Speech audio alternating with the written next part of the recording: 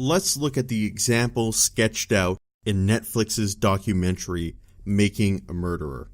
This is a documentary which is gaining popularity rapidly, and for those of you who have not seen it yet, it is well worth your time. But it is also worth taking the time, once you are finished it, to go and do your own independent research and not take the source fully on face value.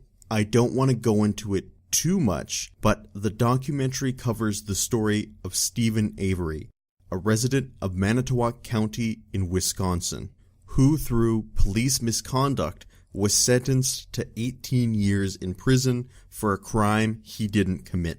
2 years after he was exonerated for his crime, he became the suspect in another crime, a murder, after he intended to sue the county for $36 million for wrongful imprisonment. The documentary presents the view that Manitowoc County had it in for Avery and declared him guilty without even considering alternatives, and in some cases may have deliberately planted evidence in order to gain a conviction. I don't want to delve too much into my own personal opinion on the documentary because I would rather everyone go out there, watch it, and do your own research and make up your own minds. But what I do want to suggest is that it would be more difficult for such a conflict to exist here in Canada. Consider that, in large part, these police officers and law enforcement of Manitowoc County knew who Steve Avery was and had pretty much already made up their mind on him. It's certainly possible that many members of the county office went to high school with Stephen Avery. They had known of him and his family for years and already had an invested role in the community at large. In small towns, people really do know each other, and the communities can become very tight-knit. I lived in a small town for years before I moved to the big city of Edmonton, and there were definitely families in the community that were ostracized and seen as bad influences on the community as a whole. Now, imagine you had lived in this small community your whole life and had heard non-stop that this family was a blight on the community. When you're finally old enough to join law enforcement in that community, can you reasonably be expected to administer justice impartially and fairly when you have been influenced your entire life about this family? I personally don't believe you could. Now, let's say in this example, the American law enforcement system was more like the Canadian law enforcement system and had some sort of federal police force. Let's say you grew up your whole life in Manitowoc County and then decided to join the American equivalent of the RCMP. You then go for training and are dispatched to a town, probably in another state, maybe even across the country, where you are needed immediately. Then, looking at Manitowoc County, the detachment of the American RCMP there would be made up of individuals who may or may not have lived in the city for very long and come from all areas of the United States. Do you think Stephen Avery would have been treated differently if the law enforcement officers had known them their entire lives, or had come from all corners of the diverse United States and never heard of Stephen Avery or knew his family's impact in the community?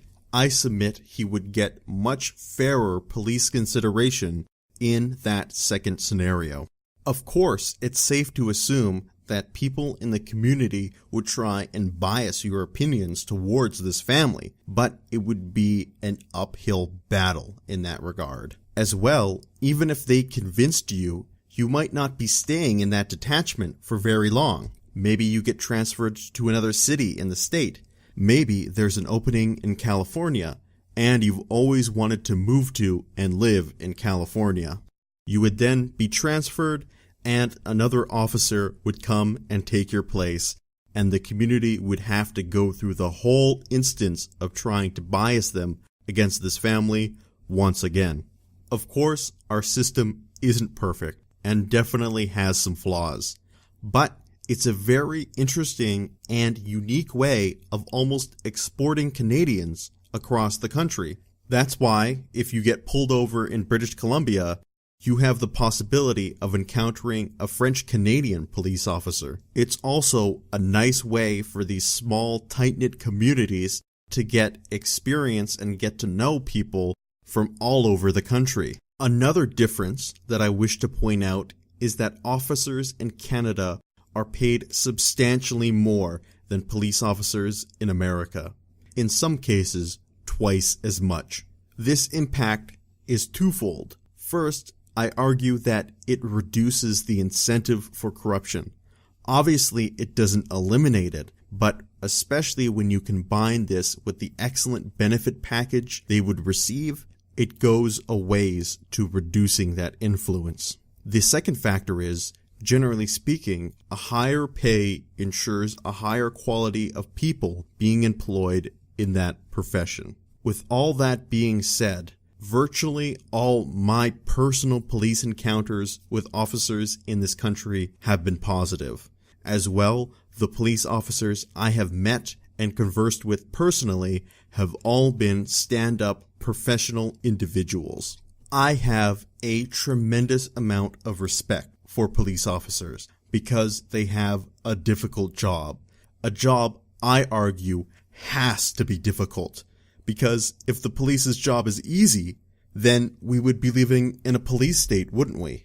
However, just because I believe that for the most part, law enforcement is made up of honest, decent, hardworking individuals, does that mean I believe there aren't any corrupt, ineffective police officers? Of course not. Does that mean I believe that corrupt police officers aren't causing damage within the system in both this country and countries throughout the world? Of course not. In fact, I believe police officers have the most opportunity to damage our judicial system as just about anybody does. There is no greater tragedy than a corrupt police officer. And there is no question that there are corrupt police officers out there doing tremendous damage in our society as we speak. Even if only 1% of the police force is corrupt, that makes up thousands of individuals. And given the positions of power and authority they are in, their potential for damage in society is huge. Given that police corruption is a serious problem, regardless of how big or how small the actual numbers of corrupt police officers are.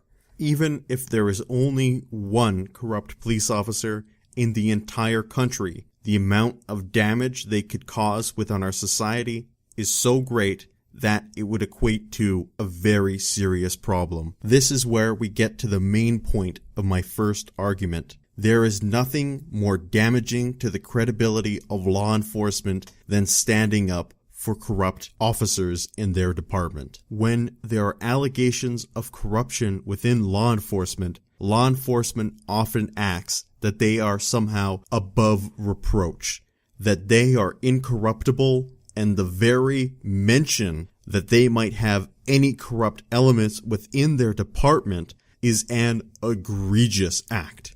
However, police officers are not any more or less prone to corruption than any other group of individuals, meaning that allegations of corruption in law enforcement should be treated the same way as if they were allegations of corruption in the political realm, in the business realm, or the medical realm. When people who are part of the justice system are accused of a crime, it often feels like that crime will never come to trial, and if it does, they will receive a significantly less sentence than if it were a civilian who committed the same crime.